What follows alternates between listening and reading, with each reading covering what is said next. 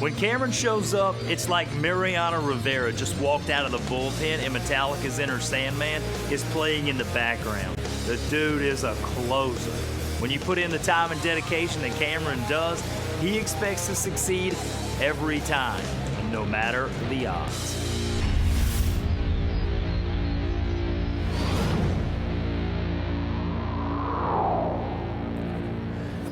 Yeah, we're just gonna start in this trail this morning. Kind of curves around here. We're gonna go up into this little basin. It separates out. There's a smaller park. Then we're gonna walk up into this next park. Hopefully the first half hour or so we're gonna get into something with it. It's a different style of hunting than what I'm used to because we were just kind of still hunting through the timber. Let's sneak up here a little closer. The elk aren't bugling. There's no rut going on. This is late August, but before the rut. So we had to just kind of catwalk through there, and it was effective. Come on, buddy. He's standing there just right, man. It's trophy hunting. I can't take it anymore. I've seen some animals already. It's exciting.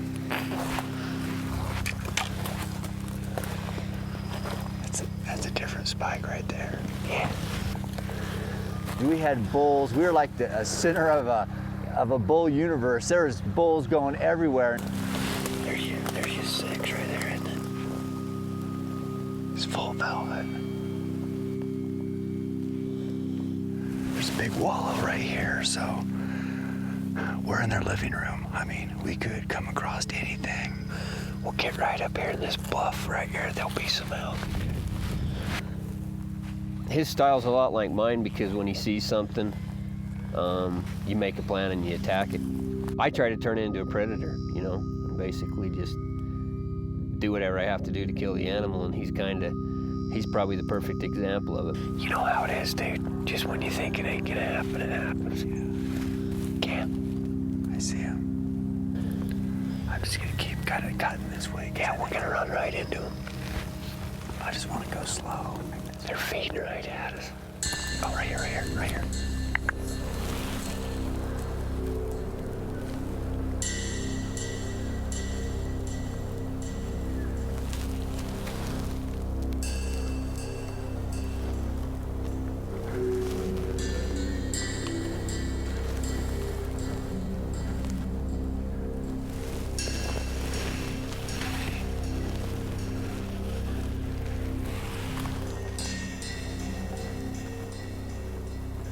We had him good.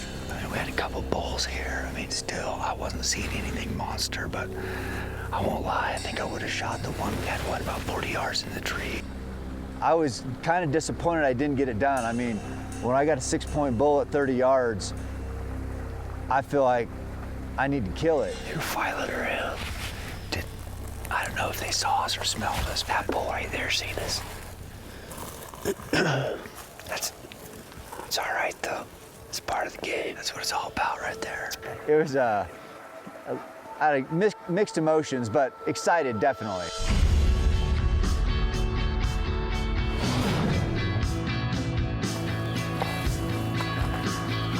You know, getting to the action that fast is, I don't know, I've been there before, and I've looked back after a hunt, and I think, you know, my very best opportunity was that first time, but I think a lot of times a guy can take it for granted.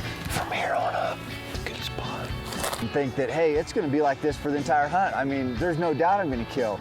Well, guys who bow hunt long enough know, or hunted in general, once those animals kind of pick up on they're getting pressured, the game changes. So I try to take every opportunity, even the first one, the first hour, the first day, like that might be the only one I had.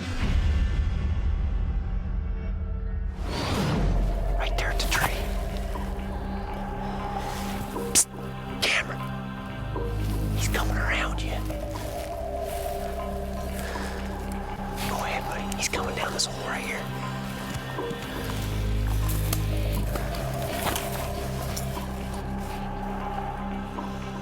These bulls are at 81 yards, and the boys know they'll have to get closer. Getting close on two bulls in the wide open, that equals impossible. So day one ends with Cameron going back to camp empty-handed.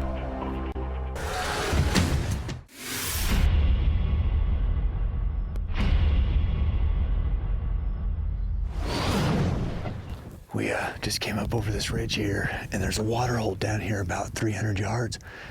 There's 2 bucks on it. One big old gray buck. He looks heavy, of course he's in velvet, but he looks big, mature. I want to get an arrow in him. It was challenging because we had a deer and an elk tag. Sometimes we'd think, well, let's go try to hunt elk, let's go try to hunt mule deer. And I mean, it's a good problem to have. Finally, we decided, you know what?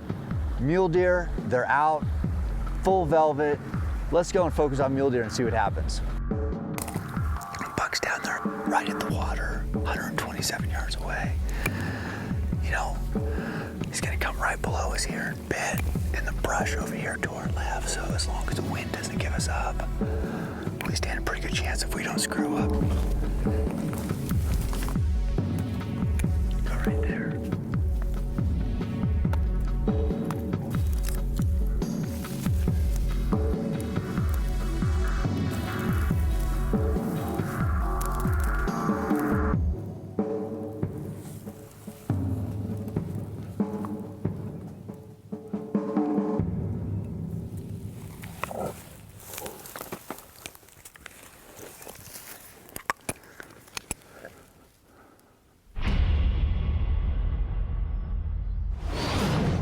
We just want to find the right buck in the right situation, get down and dirty, and get in close and get an arrow in them. And I don't know, they're going to be getting up here. It's about, I think it's about 5:20. Finding the right one, the right place. That's what we're up to. Cam, there's deer bedded on that wall. I see them all bedded along the wall. Yeah. Do you want to take that buck? Yeah. I say we hustle, make a play on them. Pushing 90 degrees, you're wondering, are those animals even gonna get up before, you know, the sun goes down?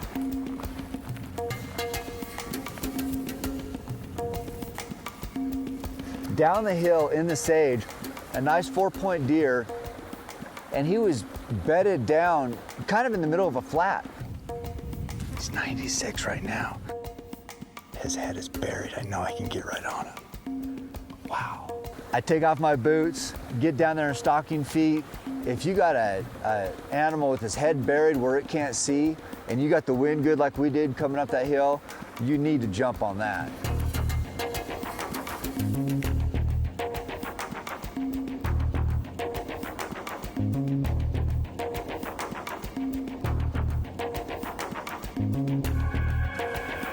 It was so exciting.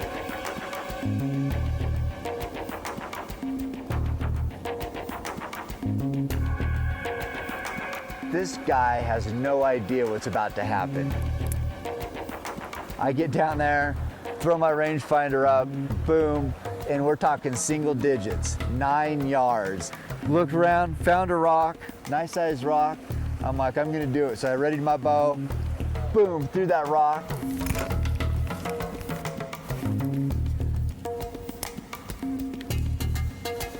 Come on, baby, stand up.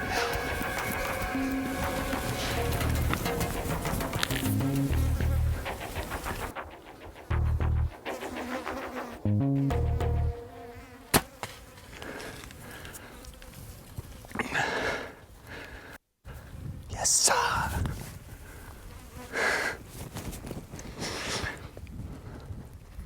Yes. I bet I had a smile on my face when I put that pin right behind his shoulder and boom, hammered him. Look at this dude. Well, I watched him go down, so it wasn't too much of a surprise wondering about the blood trail job, but wow, look at this buck. Holy smokes. Look at this dude, Ashley. Right on, dude. Oh, thank That was you. awesome. I have an elk tag in my pocket too, and I don't know, I'm on cloud 9 right now. This is, for a Western hunter, doesn't get any better. Yeah, he wasn't a 200-inch buck. Seriously, I could care less. Mr. Haynes again. Man, that is awesome. It's gonna be one of my fondest memories, just everything.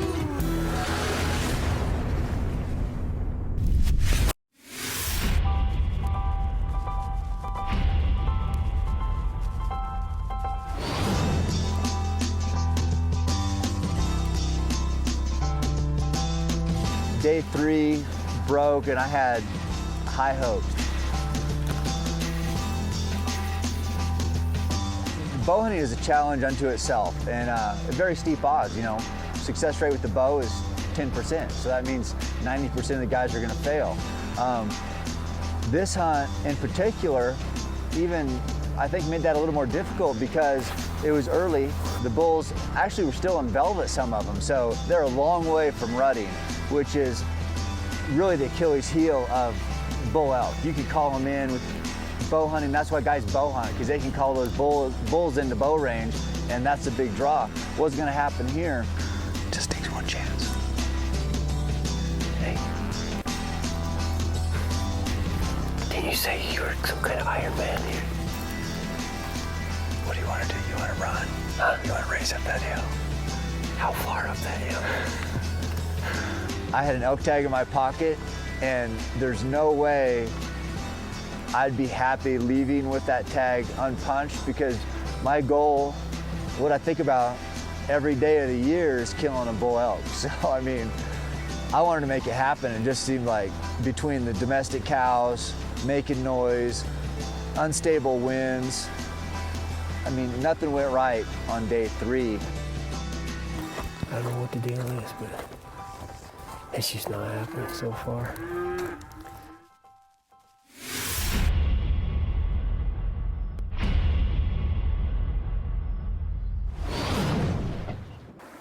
How about a tree stand? And this goes against everything I think like genetically I'm ingrained to do. We're gonna get set up. Hopefully, have some luck. I feel like a tree stand is like a big old ball and chain on my ankle, and I hate it with a passion.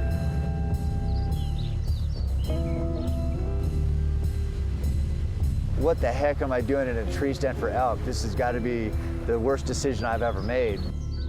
Yeah, but you do have a really nice bull headed your way, so stop crying about the tree stand. Come on, big fella.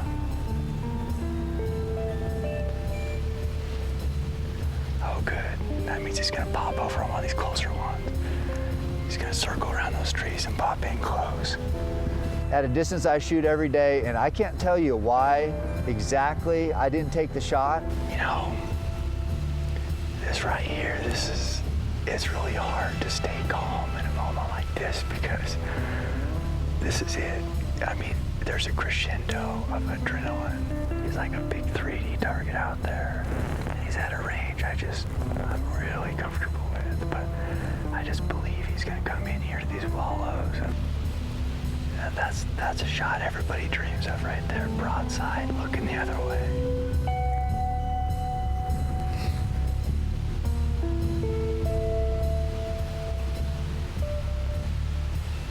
That's not good. I thought I was pretty cool passing him up where I could shoot, by thinking he's gonna come right in our lap and not get a chip shot. Now I think I'm pretty freaking stupid. Oh my gosh. So he ends up going back down through the timber, disappearing forever. So dumb, but I do see another bull coming up to the timber. I see 2 more bulls coming. One's in velvet. I saw that big bull walking off through the timber, and I had him at bow range, and then I'm thinking, I want the next best thing. Now I really want a bull.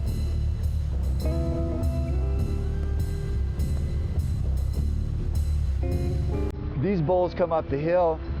The biggest bull, who is now my target bull, lays down in the weeds there. You know what? I'm making a jailbreak. I'm gonna cut this freaking ball and chain off my ankle. I'm gonna get down out of this tree stand. I'm gonna make something happen. This might be very stupid, but we're gonna go into a little guerrilla warfare.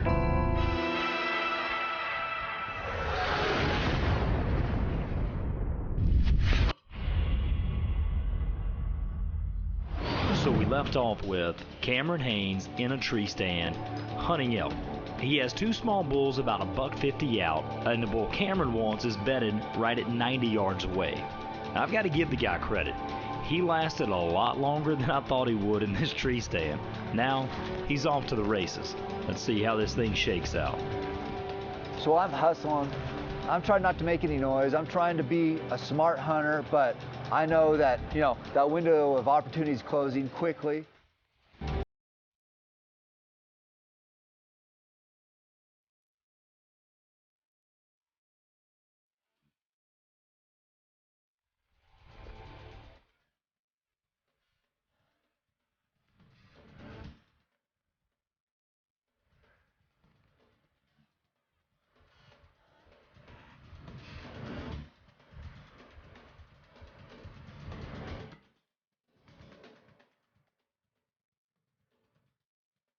So I come around, I range him. By this time he's 38 yards. I come back and there we go.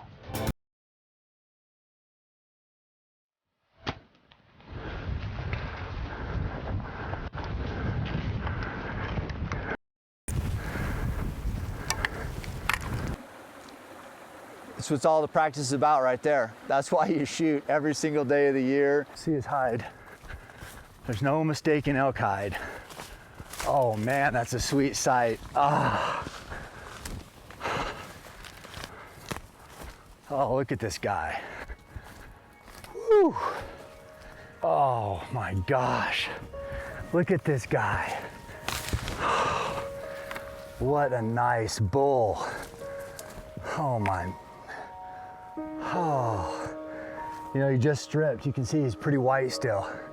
Look at this, 5-point, just a nice mature Utah bull. And what an amazing capper. I killed a 4-point buck, I guess it was 2 days ago. And now ended up getting this. What can you say? The guy gets it done.